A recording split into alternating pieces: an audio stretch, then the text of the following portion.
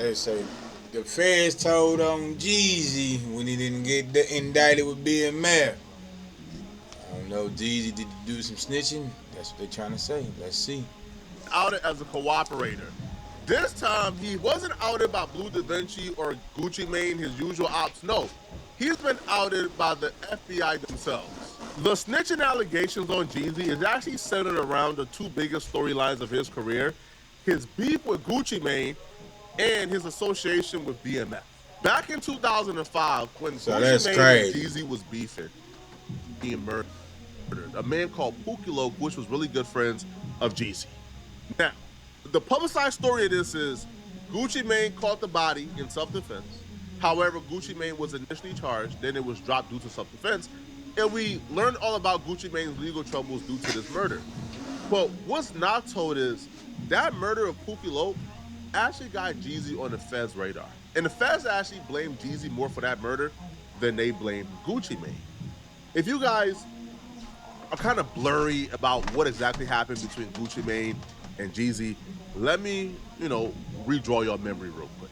With Gucci Mane and Jeezy leading the way in Atlanta rap, it was only inevitable that a collab would come soon. In 2005, Gucci Mane and Jeezy would record 2 songs together. The first song was Black Tees, which was a response to Dem Franchise Boys' hit song White Tee, and the second song was So Icy, or just Icy. So Icy would go crazy in the streets almost immediately, and would then be featured as the main single on Trap House 1.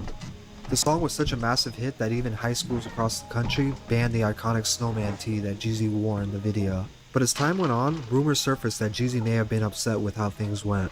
Although it's still not 100% clear why Jeezy was upset, we can assume it has something to do with the fact that he wanted the song to be on his upcoming album. He quickly took to the studio to release a diss track titled Stay Strapped, where at the end of the song he would put a $10,000 bounty on Gucci's So Icy chain. Didn't even have to go that far. I got a bounty on that shit. 10 stacks, man. You know Jeezy. Jeezy would start to distance himself from Gucci and cause some strain on their friendship. Gucci would also get upset at the fact they could never perform their song live, which he felt they were missing out on a huge part of promotion. Because once again, this is in the days where live shows made a huge impact on getting your music heard. But Jeezy didn't stop, and he continued the beef. Over the coming weeks, the petty beef would turn into something much more. One summer evening, Gucci would go home with the stripper after a party, just a month after the So Icy hit dropped.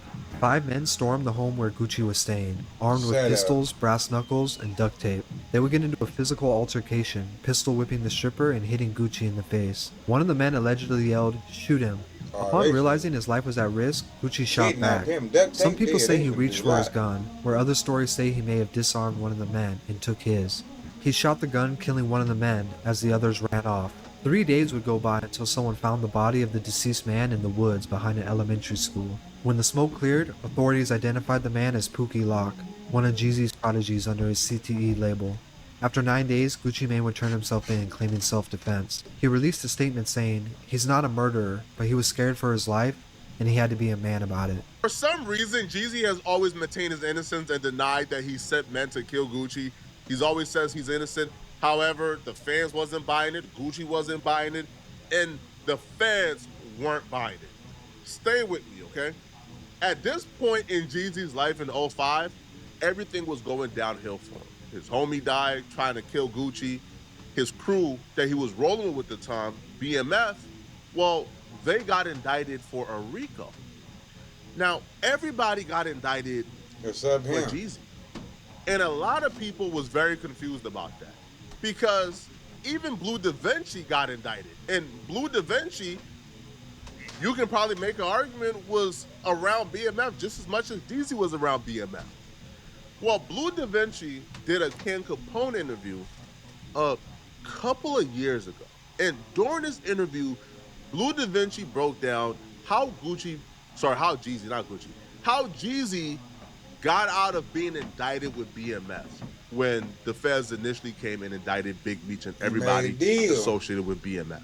In the grocery store, the line like, "Ooh, old white lady, do you know that Gunna told you was a bitch?" Like all that shit, bitch ass shit. I'm cut from a different cloth. I'm cut from the cloth that you got your information on whoever is the rat. And you got it in black and white and you understand what went on with such case or whatever, you feel me? So, when it come down to me, it's just different. Was Jeezy in the paperwork? Hell yeah. Yeah. I mean, this is public information. You can look up right now on your phone. Man testifies about Jeezy's cocaine selling. Type in your phone something like that. You're going to see one of the who name it Lights. Ralph Sims, the same that told about the limo that tried to say I told. Ralph Sims, Ralphie. Told on Jeezy, told everything Jeezy ever did. Jeezy had like 12, Jeezy had more statements on him than me. What you talking about? And didn't get indicted. That's crazy. But nah, he didn't get indicted because he did some more other shit. I feel like that.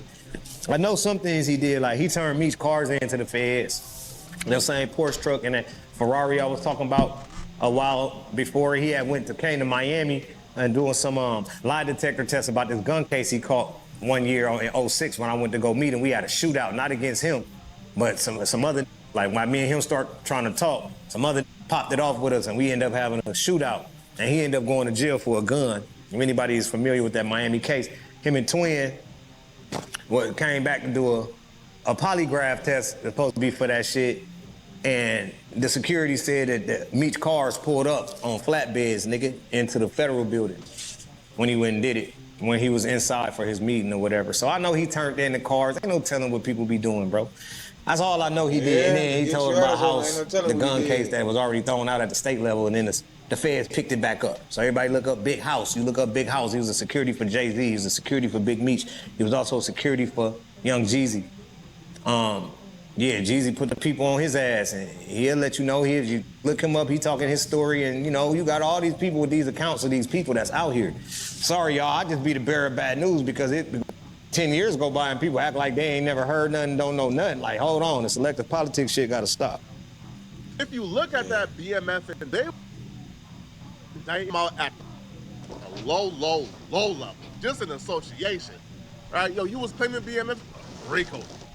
Yo, there were people on that case who did like 2 years or 3 years for like low level involvement with BMF. But Jeezy, who was with BMF on a daily basis, was not charged. Now, this story has been told by Blue Da Vinci and other members for years. Get no time, Jeezy. Because they are at a point in their careers where they has always been looked at, man, they hating. Now, Blue Da Vinci would also tell... They probably do hate that nigga. We'll also give another point, like, at the time he believed, or where he began to think, oh yeah, Jeezy is cooperating with the feds, was with the records and the contracts, right? So Blue Da Vinci was trying to get off the ground, trying to get the music hot again. He had a record with Jeezy. Now, Jeezy was supposed to clear the record, sign the contract, so it could go. He dropped the record, and the record got pulled from the radio. That's because Jeezy never signed the contract. And he pursued that. And you're about to hear him explain how the pursuit of trying to get Jeezy to sign that contract led him to think, oh, you're cooperating. And I pushed the record out. It was on Koch. It was getting promoted and all the shit. Yeah, y'all see my other love. It was getting promoted correctly. YouTube video, this whole little segment in there. First time I called him about that, it was already shit. But I had my signature. At this time was Jay Brown's signature from Def Jam. He was the vice president of Def Jam at that time. I believe his signature was on my record for Def Jam. He gets tired of calling Jeezy because Jeezy is clearly giving him the runaround. He don't understand why Jeezy don't want to clear the record. So he tells Jeezy, I'm going to pull up on you. Now, when he pulls up on Jeezy, when they're talking, an altercation broke out and a shootout happened. They never really got to finish their like conversation. Jeezy ultimately does like a polygraph test for the incident to prove that he was not the one that shot, and like he fought a case for it, et cetera, right? But at the conclusion of this, Blue Da Vinci came to the conclusion, oh, Jeezy is cooperating with the feds, and the feds is probably telling him not to do anything to help out BMF or else he will get indicted. The next day I talked to him like, bro, where you at? I'm just gonna pull up. I left my tour route and drove the bus all the way to Miami to go have a conversation with Jeezy about the record being signed off, and that's when that shootout happened that I was just talking about previously. I went to talk to him about that record. That's what the conversation was about. I was coming to meet him and confront him about the shit with all of this shit with me. And as soon as we start talking, Tula was walking down the street with dreads, and they're like, oh shit, there go Jeezy, dog. And I was like, oh, and Blue That's Jeezy and Blue, nigga. That's BMF right there, nigga.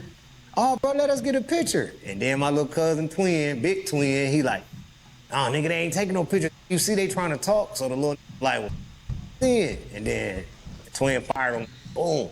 And that's what started that shit that ended up to the shootout. And me and him never talked about the record right there because that fight turned into a shootout, turned into we all ran, turned into Jeezy got locked up for the gun. And then later on, Jeezy went back to have a polygraph test about that situation. That was all about that day I went to meet him to talk about why he didn't sign off on my record with me, him, and Jeezy, and they pulled it from the radio. And I believe he couldn't because the feds had jacked him and told him, nigga, if you help these niggas, and the same reason why he couldn't do the deal with us. Same reason why he couldn't put his name on the contract, because the contract ensues help to BMF, and they struck his ass down and told him they were gonna put your ass in prison if you continue to help Big Meech and Blue in that BMF shit. You're gonna fully pull away from that shit. Like, there ain't nobody else stop quitting the mob. He the only in history that just stopped claiming the mob. Up until this point, it's been a theory. It's been one of those things that just floated around. People essentially came to the conclusion, man, these are hating niggas trying to tear down Jesus, who's a successful black man who done beat the streets. All right, these niggas is hating. Well, nigga want to pull away and not fuck with y'all before you get dirty. That's that, but tasked with investigating this RICO and indicting Jeezy on a RICO. That scared the hell out of him. Now, apparently, when Pookie Loc got killed by Gucci Mane, and it was believed that Jeezy sent Pookie Loc and them to murder or kill Gucci Mane, and it just backfired, the federal agent would say, yo, they had witnesses, they had wiretaps, they had everything.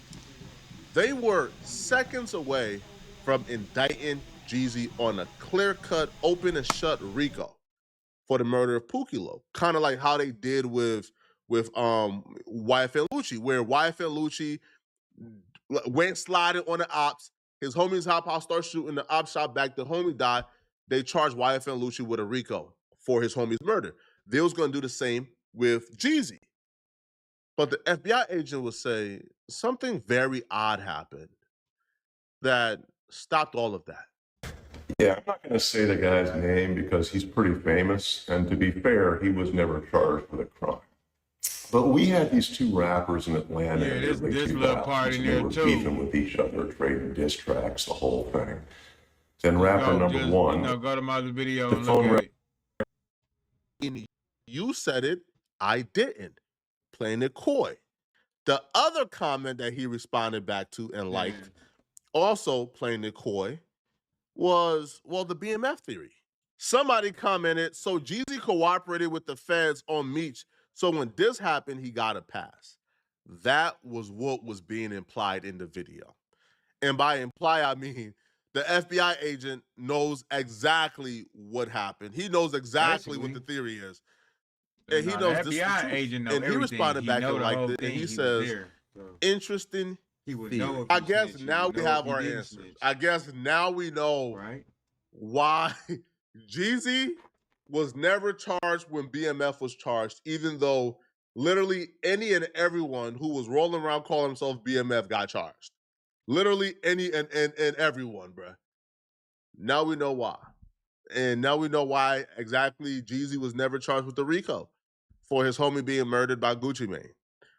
But y'all let me know in the comment section, what do you guys think about this, right? Do y'all believe that Jeezy was cooperating? I don't know. Do y'all think Jeezy was snitching? Because that's a good theory. That do sound kind of crazy. He never got indicted, and he was screaming BMF, and they was in his video, so kind of crazy. But anyway, like, comment, subscribe. I'm out.